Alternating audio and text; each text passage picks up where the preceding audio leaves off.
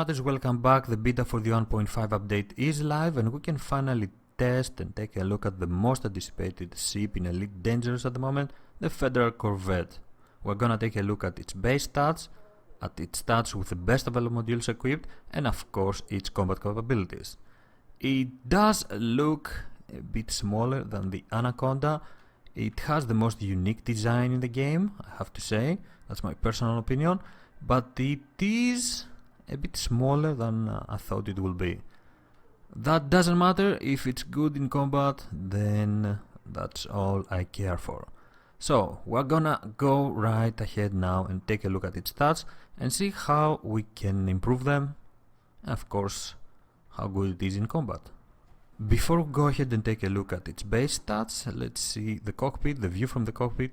The visibility is perfect. I think it will be very good for combat, and it is unique like the ship itself. Okay, so let's go now and take a look at the stats of the Corvette. It is of course one of the biggest ships in the game, and that means that it is heavy and not very fast.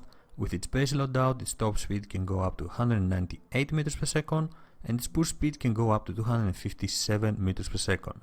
Its maneuverability is only at level 2, and the value of the shield is at 516, while the value of the armor is at 666. With its base loadout, the Corvette has an available power of 24, which is quite good, and it will only get better since the Corvette can be equipped with an A8 power plant, 76 tons of cargo capacity, and a quite bad jump range of 6.31 light years. We will see later how much better the jump range can be. It has 10 internal compartments, of which 3 class 7, 2 class 6, 2 class 5, 2 class 4 and 1 class 3, and a new internal compartment called Planetary Approach Suite. As for the hardpoints, the Corvette has 7 hardpoints, of which 2 huge, 1 large, 2 medium and 2 small, and I have to say that I'm a bit disappointed that a vessel like the Corvette has 2 small hardpoints. I hope they won't lower our firepower by a lot, and that the rest of the hardpoints and the weapons will be enough to destroy our targets fast. It also has 8 utility mounts, and we can equip them with shield boosters or whatever else we want. What is important to mention about the Corvette is that it can be equipped with a class 8 power plant and power distributor, and that means that it will have absolutely no problem to be equipped with any kind of weapon combination we want, and it won't even have a problem to fire the weapons we have chosen. At least that's what I think. We will find out very soon if that's also the truth. So let's go and equip the Corvette with the best available modules, basic modules, and see how much better are these stats. After equipping the best available modules for the Corvette, its available power is at 36, which is quite good. Its maximum cargo capacity is very impressive at 616 tons, but the jump range is not very good at 16.09 light years and 11.08 light years laden. That's quite terrible, so it is obvious that the Corvette is not a ship for trading.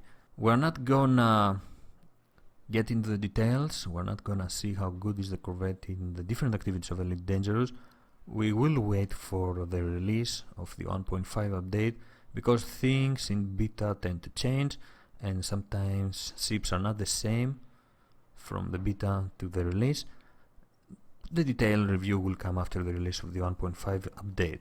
What we're gonna do today is give it a nice combat loadout and see how it handles in combat, how good is its firepower, and if in general is a good ship and worth buying it and using a Corvette instead of an Anaconda. Thanks to the class 8 power plant and the very good available power the Corvette has, we can go ahead and equip some quite power hungry weapons. So I have chosen this combination of beam lasers and plasma accelerators, 2 class 4 plasma accelerators, 3 beam lasers, 1 large and 2 medium, and as for the small hardpoints, I just equip them with some multi-cannon turrets. They won't really help us. It will be there for DPS, for continuing attacking our targets and dealing with faster ships, more agile ships that turn around us and are a bit annoying.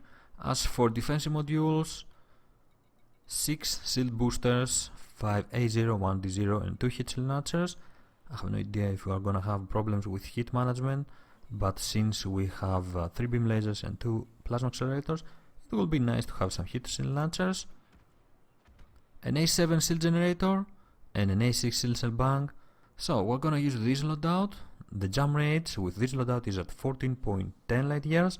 Let's go out there. I'm very curious to see the firepower of this vessel, and I'm also very curious to see what is the speed of the Corvette with this loadout. Okay, let's get out of here and take a look at the speed of the Corvette. Let's see if it's fast, how slow it is. 4 pips on the engine. Let's get out of this station.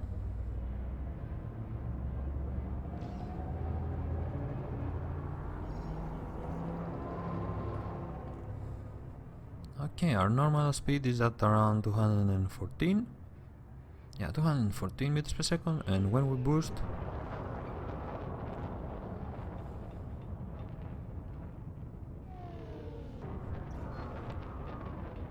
around 278, 279.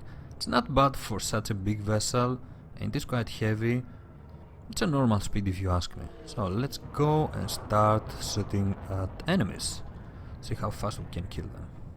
Let's go after this python. Let's put more power on weapons and start firing at it. Let's see how fast we can take the shield down. Or someone else is firing as well. Let's get closer. We can fire with the beam lasers for quite a while. That's good.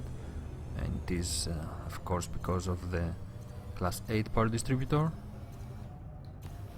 Others have joined the fight.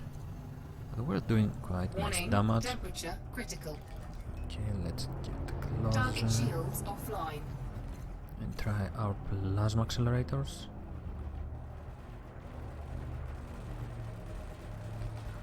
More power on weapons, and let's go for it. Not bad at all. The placement of the hardpoint is quite good, but you need to be a bit away from your targets, or else you're gonna have problem firing and hitting with all 3 beam lasers, so large and the 2 medium hardpoints.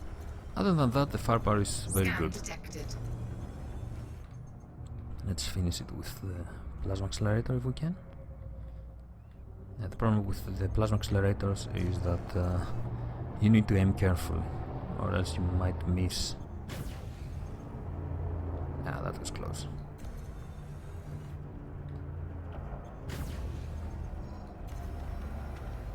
Anyway, it's dead. Target destroyed. Quite good. Let's find something else to shoot at. Let's try against this clipper, which is quite maneuverable. The handling of the Corvette is very good. It feels very easy to maneuver around. I'm gonna wait to get a bit closer. Let's go.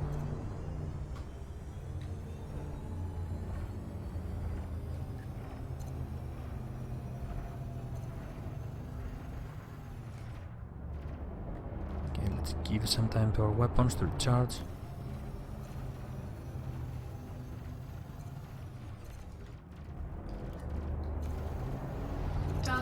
Shields are down already, of course with the help of some of the NPCs. Scan detected. It's a bit difficult to aim properly with the plasma accelerators, but there you go.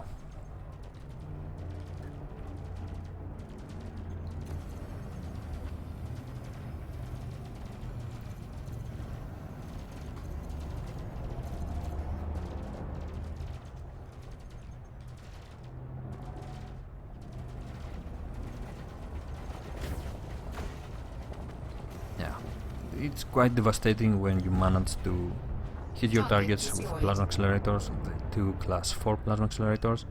In general, the firepower is very good, the handling is really good, it feels lighter than it is. It's a very nice ship to fly and fight with. And finally, let's go after this Anaconda. It's only master, but let's try to kill it.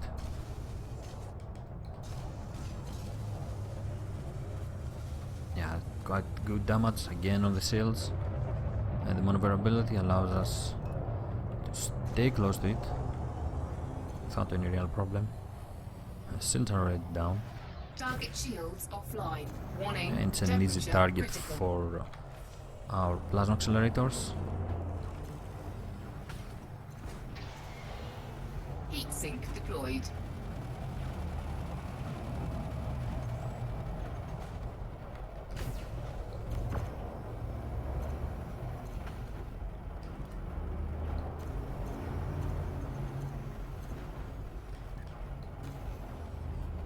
Down to 34%. Let's give our weapons some time to recharge.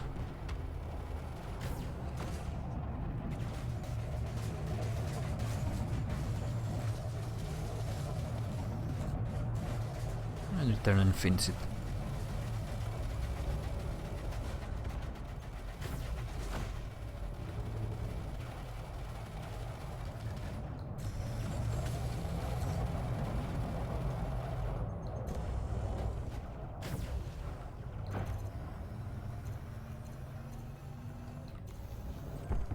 This was the Federal Corvette, a very nice combat vessel, one of the biggest ships in the game, and surprisingly it has very nice agility, very good maneuverability for its size and for its mass. It is a heavy ship.